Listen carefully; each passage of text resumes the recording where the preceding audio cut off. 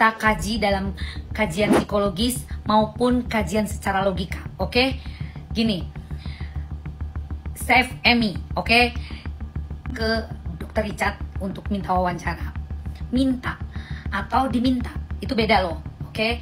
Nah, dia menceritakan tentang keburukan ibunya, oke? Di sana kalau saya banyak sekali hal yang loncat-loncat gitu. Dia tidak tenang dalam berbicara dan dia berusaha untuk terus menyudutkan ibunya seperti yang sudah didogma oleh seseorang gitu ya. Jadi kesannya ada intervensi sebelum dia wawancara, didogma gitu. Dia biasanya anak perempuan dekat dengan bapaknya, itu benar, oke? Tapi dia lupa bahwa dia mengatakan, si anak ini mengatakan bahwa ayahnya jarang pulang karena kesibukan yang begitu besarnya, sehingga kurang sekali kumpul dengan keluarga. Komunikasi dan interaksi dengan keluarga itu sangat jarang. Masuk akal nggak kalau dia bisa dekat dengan bapaknya?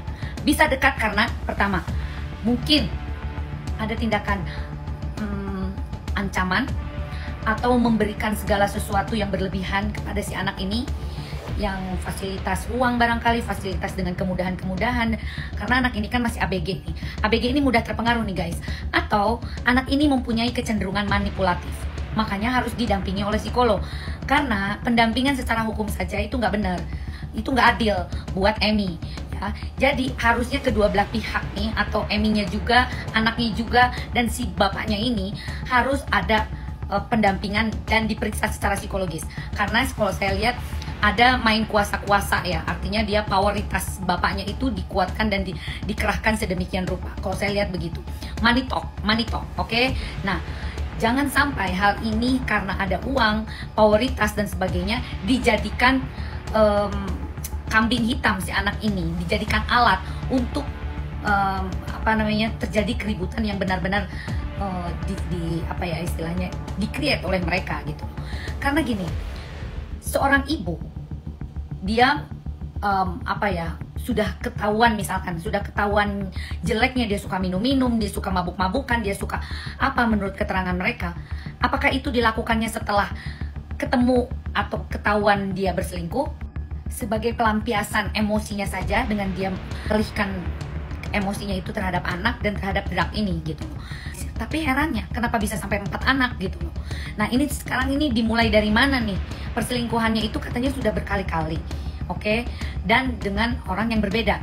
Nah ini kan menurut berita nih ya. Nah secara logika mungkin nggak sih dengan dia berselingkuh dan dia mengetahui istrinya yang suka minum-minum, tapi dia tetap melakukan hubungan suami istri sampai 4 anak? Coba kalian pikirkan. Nah ini ada nggak masuk di akal sih kalau menurut saya. Jadi kalau tidak adanya kecenderungan gangguan kepribadian di dalam diri mereka, itu harus benar-benar ada pendampingan.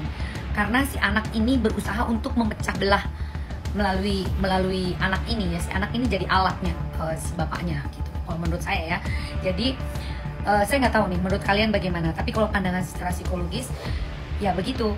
Si anak ini cenderung membela ayahnya karena menganggap ibunya abuse gitu ya, melakukan kekerasan, dan dia juga melakukan segala sesuatu yang menurut anak ini tidak pantas untuk dilakukan sebagai seorang ibu. Tapi yang jelas kalau anak yang baik, dia tidak akan melawan sedemikian rupa sampai suka mengatakan F ya, fuck, atau menginikan jarinya dia kepada ibunya. Apakah pantas seorang anak seperti itu terhadap ibunya?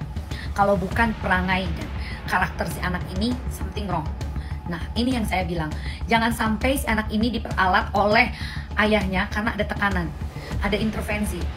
Karena itu kita harus kawal ya. Kita harus tuntut keadilan sebagaimana rupanya. Menurut saya saran untuk Ibu Amy, sebaiknya Anda sabar, jangan terlalu terbawa emosi dan berkepala dingin. Siapkan pertanyaan-pertanyaan yang berhubungan dengan kesehatan jiwa Anda, karena Anda saya lihat juga kondisinya labil yang sekarang ini ya. Lalu jangan sampai si anak ini mengemukakan bahwa Anda memang seorang peminum. Nah, Anda harus punya alibinya ini di sini, harus kuat gitu. Tapi kalau sudah dipegang sama psikolog pasti ketahuan kok. Siapa yang benar, siapa yang enggak, siapa yang manipulatif, dan macam-macam lah di situ pasti bisa ketahuan. Jadi jangan cuma berfokus kepada jeratan hukum, tapi harus ada pendampingan secara psikologis untuk kedua belah pihak lah sama-sama gitu. Jadi kita walaupun nanti bercerai, ya sudah bercerai tapi dengan cara baik-baik. Tapi kalau menurut saya, mereka kan bukan warga negara Indonesia, lebih baik pulangkan saja, itu lebih aman gitu. Karena di Indonesia ini nanti salah-salah kita yang disalahkan gitu. Jadi stoplah, jangan lagi dipublish soal ini. Karena bagaimanapun juga anak-anak ini kan masih sekolah. Jadi nanti apabila nanti dibully dalam kasus ini dan beredar seluruh jagat raya, nah apa yang menjadi tindakannya? Itu akan menjadi stres lagi. Kasihan kan si anak itu, bener nggak? Kita, oke?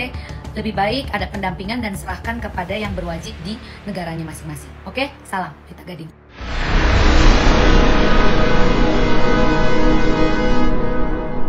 Jadi jangan lupa untuk subscribe Cumi Cumi. Ditekan ya tombol lonceng merahnya.